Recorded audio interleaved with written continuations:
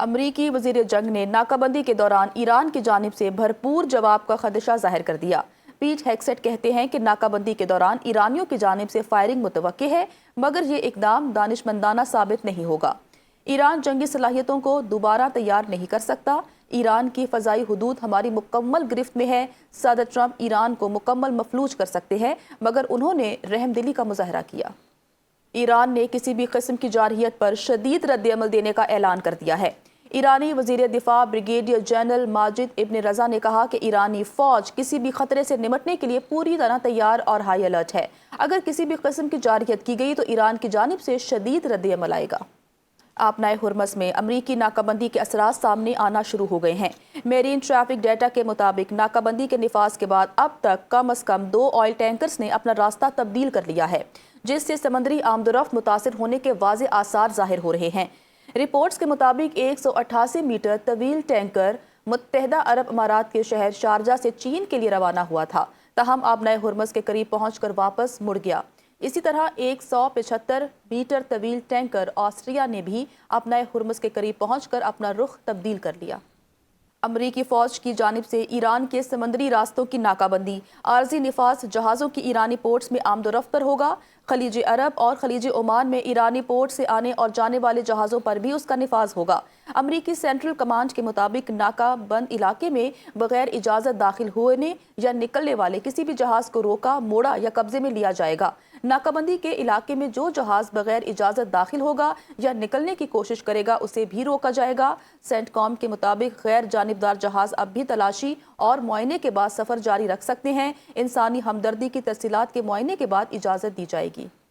روسی وزیر خارجہ کا ایرانی ہم منصب عباس عراقچی سے ٹیلی فونک رابطہ، جنگ بندی صورتحال پر تبادلہ خیال۔ روس کے وزیر خارجہ سرگئی لاروف نے عباس عراقچی سے کہا کہ نئی لڑائی کو روکنا ضروری ہے، جنگ دوبارہ شروع نہیں ہونی چاہیے، اس بحران کا کوئی فوجی حل نہیں، روس تصفیے میں مدد کے لیے تیار ہے۔ عباس عراقچی نے کہا کہ خلیج اور آبنائے ہرمز میں امریکہ کی اشتعال انگیز کارروائیاں خطے اور پوری دنیا کی امن و سلامتی کے لیے خطرناک نتائج پیدا کر سکتی ہیں۔ انہوں نے خبردار کیا کہ اس حساس سمندری گزرگاہ میں کسی بھی قسم کی کشیدگی نہ صرف علاقائی بلکہ عالمی سطح پر بڑے بحران کو جنم دے سکتی ہے۔ ایرانی پارلیمنٹ کے اسپیکر باقر کالیباف نے پوپ لیو کے بے خوف موقف کو خراج تحسین پیش کرتے ہوئے کہا کہ پوپ کی جانب سے جرأت کے ساتھ اپنے موقف پر قائم رہنے کے عمل کی قدر کرتے ہیں۔ اپنے بیان میں انہوں نے کہا کہ پوپ لیو کے الفاظ مجھے خوف نہیں ہے، آج دنیا بھر میں گونج رہے ہیں، اور یہ پیغام ان تمام افراد کے لیے مشعل راہ ہے جو معصوم جانوں کے قتل پر خاموش رہنے سے انکار کرتے ہیں۔ انہوں نے پوپ لیو کی جانب سے امریکہ اور اسرائیل کے مبینہ جنگی جرائم کی مذمت کو بھی قابل تحسین قرار دیا اور کہا کہ ان کی قیادت لاکھوں لوگوں کے لیے باعث ترغیب ہے، جبکہ ان کا پیغام دنیا میں انصاف اور سچ کے لیے آواز اٹھانے والوں کو حوصلہ دیتا ہے۔ امریکی اخبار نیو یارک ٹائمز کی رپورٹ کے مطابق ایران نے یورینیم افزودگی معطل کرنے کی پیشکش کی ہے، تاہم امریکی صدر ٹرمپ نے ایران کی 5 سال کے لیے افزودگی روکنے کی تجویز مسترد کر دی۔ رپورٹ میں کہا گیا کہ امریکہ ایران سے 20 سال تک یورینیم افزودگی روکنے کا مطالبہ کر رہا ہے، اور یہ بھی ہے کہ ایران اپنے افزودہ یورینیم کو ملک سے باہر منتقل کرے۔